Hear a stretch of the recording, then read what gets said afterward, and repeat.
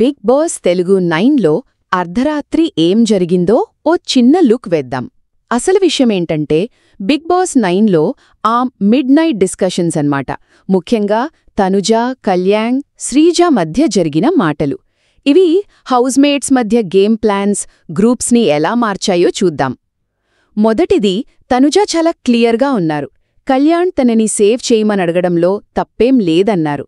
అది just danger zone భయం కాదు, అదొక స్ట్రాటజీ అని గట్టిగా చెప్పారు. పైగా కళ్యాణ్, శ్రీజ ముందే చెప్పారట, తాము కొంచెం సెల్ఫిష్గా, అంటే ఎవరి గేమ్ వాళ్లు చూసుకుంటూ ఆడుతున్నామని.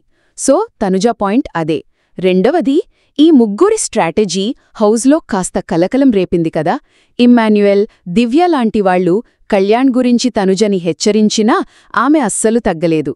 నేను కూడా స్ట్రాంగ్ ప్లేయర్తోనే ఆడాలి అనుకున్నా, అది నా సెల్ఫిష్నెస్, మాట ఇచ్చాను, అందుకే కళ్యాణ్తో ఉన్నా అని క్లియర్గా చెప్పేశారు.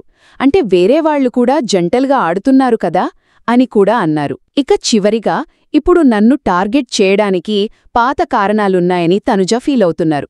ముఖ్యంగా ఆ క్యాప్టెన్సీ టాస్క్లో డెమాన్ పవన్, కళ్యాణ్ను తీసేయడం, ఆ బెడ్ టాస్క్ గొడవ, అవన్నీ ఇంకా కంటిన్యూ అవుతున్నాయని ఆమె అభిప్రాయం. కళ్యాణ్కి అన్యాయం జరిగిందని, ఇప్పుడు అందరూ కలిసి తనని, శ్రీజని టార్గెట్ చేస్తున్నారని కళ్యాణ్ లేనప్పుడు కూడా స్ట్రాంగ్గా వాదించారు. సో ఈ లేట్ నైట్ మాటలు తనుజ ఆలోచనల్ని, హౌజ్లో మారుతున్న గ్రూప్స్ ఆటని బయటపెట్టాయన్నమాట.